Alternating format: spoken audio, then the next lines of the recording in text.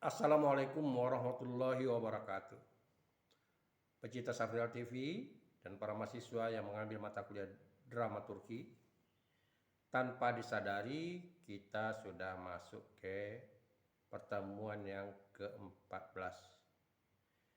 Seperti ini video 7 ajar yang ke-14. Bersyukur kita kepada Allah, Tuhan Yang Maha Esa, berkah rahmat dan karunia-Nya kita bisa mengikuti perkuliahan sampai ke pertemuan yang ke-14. Selawat dan salam kita aturkan kepada Nabi besar Muhammad sallallahu alaihi wasallam. Allahumma salli ala Muhammad wa ala ali Muhammad. Saudara-saudara sekalian, pada pertemuan ke-14 ini berarti kalau Anda membuat film seri berarti Anda seri keempat. Ada hal yang perlu saya ingatkan kepada Anda. Saya mengingatkan Anda dulu ke masa semester 1 perkuliahan teori sastra. Di semester 1 Anda mendapatkan teori sastra. Bagaimana menikmati karya sastra dengan beberapa teori yang dipilih. Bisa teori itu berdiri sendiri, bisa berkolaborasi. Misalnya, ada teori struktural genetik, ada teori struktural, ada teori mimetik, dan ada teori semiotik, dan sebagainya, dan sebagainya. Teori itu Anda gunakan dalam praktek menikmati karya yang dibuat oleh orang. Apakah itu cerpen, novel, roman, film, atau puisi. Itu yang jadi bahan tugas Anda. Dan itu juga nantinya bagi yang peminat sastra, pada tugas akhir akan memakai juga pendekatan itu. Ini bagi yang kajian skripsinya nanti karya sastra. Intertek misalnya. Itu yang akan diterapkan juga. Tentulah hal itu berkaitan dengan objek yang kita lihat. Yang kita lihat muatan-muatan yang berkaitan dengan pendekatan itu banyak sekali. Misalnya psikologi sastra. Kita nonton sebuah film ini berkaitan dengan psikologi. Pemain-pemainnya itu digambarkan bagaimana perjalanan psikologi tokoh utama, tokoh sampingan, dan sebagainya. Wah, Anda menarik nih. Akan dilihat ini. Kajian tentang psikologi sastra. Atau Anda membaca sebuah karya, lagu lah katakan. Ada hal-hal sifatnya simbolis. Oh, ini bagus semiotik nih. Ada indeks, ada ikon, ada simbol. Artinya, Anda menikmati karya yang sudah ada. Sekarang Anda berhadapan membuat karya. Khususnya sekarang adalah film seri. Bagaimana film seri Anda itu bisa laku, bisa dilihat oleh para pengamat dalam pendekatan teori sastra. Tentulah Anda harus memfokuskan muatan-muatan itu kemana arahnya. Kemana arahnya. Bisa jadi seri 1, seri 2, seri 3, dan sebagainya itu bukan bahagian yang satu kesatuan, tapi dalam lingkup tema yang besar, alur yang besar. Saudara-saudara sekalian, nah oleh karena itulah sekarang kita tahu bahwa bagi orang-orang yang berkecimpung di dunia pendidikan atau peduli dengan pendidikan moral, maka film adalah salah satu sarana bagi mereka untuk menyampaikan nilai-nilai edukatif. Nilai-nilai edukatif. Jadi bukan mengeksplor peristiwanya saja agar nafsu birahi orang terpancing, tergoda, tapi bagaimana muatan-muatan edukatif dalam film itu diberikan, dimasukkan. Karena kalau kita lihat dari konsep awal, sandiwara, asal mulanya dunia pentas sebelum ada dunia film, itu sandi itu rahasia, wara itu pesan. Nah, film salah satu bentuk manifestasi dari sandiwara dunia teater arena ke dunia panggung, sekarang ke dunia sinematografi. Hukum sandiwara itu tidak bisa terlepas. Karena bagaimanapun, sebagai seorang penggarap atau sutradara harus punya tanggung jawab moral. Harus punya tanggung jawab moral tentang dampak dari karya yang diciptakannya dan dilemparkannya ke publik. Jangan sampai karya-karyanya itu merusak cara pandang perilaku publik. Seperti kita lihat di sebagian konten YouTube yang menyajikan konten-konten amoral. Misalnya, karena di YouTube itu tidak ada filternya, kita lihat konten-konten dari dunia Eropa misalnya, itu konten-konten lesbi. Yang akan ditonton oleh anak-anak yang tidak punya filter, dia akan meniru aktivitas lesbian. Jadi jangan heran kalau seandainya satu saat lesbian itu hidup atau tumbuh di masyarakat, dari mana masuknya? Salah satu diantaranya lah faktornya dari konten-konten yang ada pada YouTube. Begitu juga masalah kekerasan, pemerkosaan, perampokan. Pada satu saat, sebuah film fenomenal seri di televisi ditayangkan. Itu justru dikatakan oleh orang melatih orang mencuri. Karena dia bicarakan bagaimana seseorang itu dia pandai sekali mencuri. Dalam waktu yang singkat dia bisa masuk ke gedung mencuri barang yang berharga. Langkah-langkahnya itu banyak ditiru oleh orang. Sehingga pencuri-pencuri yang tidak profesional setelah menonton film itu jadi profesional dia. Menjebol tembok misalnya, pakai seling turun, dan sebagainya. Bagaimana dia menaklukkan sinar laser dan sebagainya. Nah, oleh karena itulah hal-hal seperti itu yang perlu dihindari dalam film seri Anda. Lalu apa yang harus Anda muat? Ya tentu pesan-pesan yang berkaitan dengan edukatif. Nilai-nilai positifnya. Nah, nilai-nilai positifnya itu, nilai-nilai edukatif itu dapat disampaikan melalui dialog antar pemain.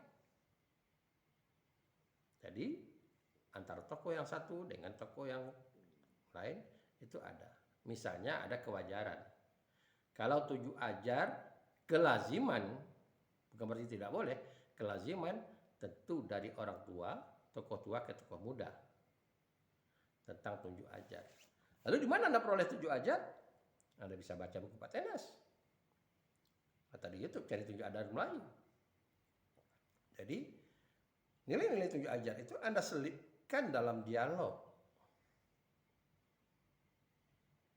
atau dalam monolog. Bisa jadi juga nilai-nilai tujuh ajar itu Anda muatkan dalam perilaku. Saya beri contoh. Anda bisa bayangkan kalau seandainya negeri tidak mau tolong menolong, tidak mau memberi. Misalnya, kita dengan Sumatera Barat, atau kita dengan Sumatera Utara. Kalau orang berpikir negatif, selalu dikatakan begini. Wah, jalan tol Pekanbaru Padang itu yang diuntungkan adalah Sumatera Barat. Tidak selalu sudut mana kita bisa memandang, bisa saling menguntungkan. Bisa saling menguntungkan. Jadi kita harus berpikir nasionalis. Oleh karena itulah saudara-saudara sekalian, perlu ada kesadaran setiap seri Anda itu Anda beri muatan apa yang mau Anda sampaikan. Mudah-mudahan dengan seri-seri yang menarik karya-karya Anda itu bisa jadi kajian skripsi mahasiswa. Contoh, kita sekarang pemerintah menggalakkan pendidikan karakter. Jadi pemerintah merumuskan itu pendidikan karakter.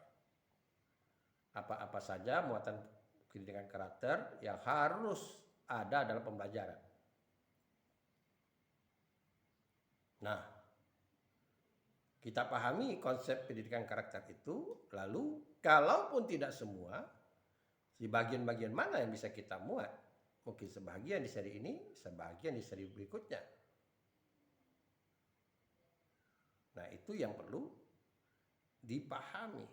Sehingga misi kita bukan hanya membicarakan tentang peristiwa yang ada dalam seri itu dengan pelaku-pelaku dan peristiwa-peristiwa yang menarik, konflik-konflik yang menarik, tetapi di balik itu kita menyampaikan pesan pendidikan karakter. Saudara-saudara sekalian, banyak nilai-nilai yang bisa kita muat dalam film seri. Banyak sekali. Ya, bisa saja yang bentuk visual tidak perlu kita pamerkan, arti kata tidak perlu kita bicarakan, tapi cukup kita paparkan. Setting misalnya. Anda yang di Sumatera Utara misalnya. Anda membuat adegan itu salah satu diantaranya di Toba itu ada rumah. Ya. Ada rumah adat Toba gitu. Salah satu ambil di sana. Itu kan sudah menyampaikan pesan kepada orang yang menonton, oh ini rupanya adat Toba.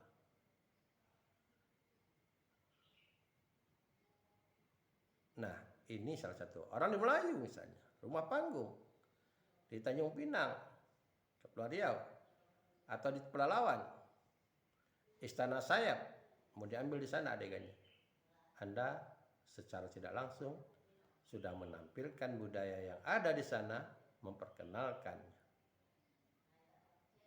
Atau apalagi kalau ada adegan itu yang berkunjung ke bentuk handcraft, kerajinan-kerajinan, tenunan yang ada di masyarakat, yang masih ada di masyarakat, lalu adegannya Anda ambil di sana, di samping ada dialog-dialog dengan pengrajin, menarik sekali. Menarik sekali. Nah, oleh karena itu saudara sekalian, film dapat dijadikan sarana untuk media pendidikan, nilai-nilai moral, bahkan untuk publikasi sebuah wilayah. Apalagi kalau seri film ini dimuat di YouTube. Dia akan terus ditonton oleh orang tanpa batas. Kapan saja. Kapan saja. Oleh karena itu beberapa menteri menggandeng YouTuber-YouTuber, tujuannya itu apa? Agar pesan-pesan mereka itu sampai. Sampai.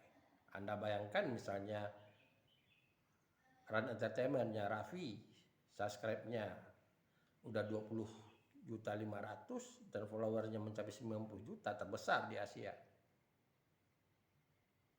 Apa yang dia sampaikannya? Masalah cara editnya menarik atau tidak? Tapi karena yang menonton itu banyak, maka tersampaikan. Ya, tersampaikan. Bukan tidak mungkin pula misalnya Anda mengenalkan atau menjual sebuah tempat pariwisata yang selama ini ketika COVID pariwisata itu mati suri dan perlu digalakkan lagi. Perlu digalakkan lagi. Nah, tentu ada informasi yang detail yang bisa Anda sampaikan dari seri Anda. Misalnya, dari Pekanbaru ke Siak itu berapa kilo? Berapa jam tempuh? Lalu apa saja di Siak yang bisa kita lihat? Nah, ini kan bisa kita muat dalam dialog. Apa saja hak dan kewajiban kita ketika di objek wisata? Mungkin ada fasilitas-fasilitas lain yang bisa kita manfaatkan. Rumah makan kah, penginapan kah namanya, atau ojek-ojek foto yang layak kita pakai gitu. Nah ini sekali lagi, oleh karena itu film seri Anda secara garis besar ada tema besarnya, tapi sub-sub temanya atau pesan-pesannya itu bisa Anda sampaikan di bahagian-bahagian seri itu. Ini seri yang keempat Anda mau garap, berarti ada 2 seri lagi, seri yang kelima dan keenam. Masih memungkinkan banyak pesan harus Anda sampaikan. Masih memungkinkan. Dan bukan tidak mungkin, sekali lagi, karena punya nilai edukatif, subscribe orang menonton film Anda itu cukup banyak. Tapi saya ingatkan sekali lagi pada Anda, bahwa kita ini membuat film seri, sekali lagi, buat film seri. Kaidah-kaidah membuat film itu, mulai dari poster, publikasinya, dan itu harus Anda ikuti. Siapa pemainnya, siapa sutradaranya, siapa fotografernya, dan sebagainya. Walaupun kita buat film itu terbatas personalnya, tidak sebanyak film-film di bioskop yang bagian-bagian unit lain juga ada. Misalnya bagian percakapan, bagian transportasi, kita tidaklah sedemikian rupa. Tapi paling tidak dengan Anda mengikuti kaidah-kaidah itu, dengan manajemen yang sederhana Anda mempelajari atau membuat film seri ini, bisa jadi pembelajaran bagi orang. Bahwa di zaman era digitalisasi ini, tidak ada yang tidak mungkin. Semua bisa dilakukan secara mudah. Yang penting kita serius mengerjakannya. Kita sungguh-sungguh mengerjakannya. Jangan puas memperoleh hasil. Harus ada evaluasi antara seri yang satu ke seri yang kedua, begitu berlanjut. Anda amati, Anda lihat kekurangan-kekurangannya, tidak menunggu komentar dari orang, untuk kebaikan Anda sendiri. Terima kasih. Selamat bekerja untuk membuat seri yang keempat dalam 7 ajar dramaturgi yang ke-14. Saya ingatkan kepada Anda, waktu terus berjalan, kita semakin mepet, berarti ada 2 kali pertemuan lagi, maksimal pertemuan 16 kali. Anda harus bekerja bersungguh-sungguh. Konsentrasi dengan tugas Anda, semoga Anda sukses dalam menyelesaikan pekerjaan dramaturgi ini. Assalamualaikum warahmatullahi wabarakatuh.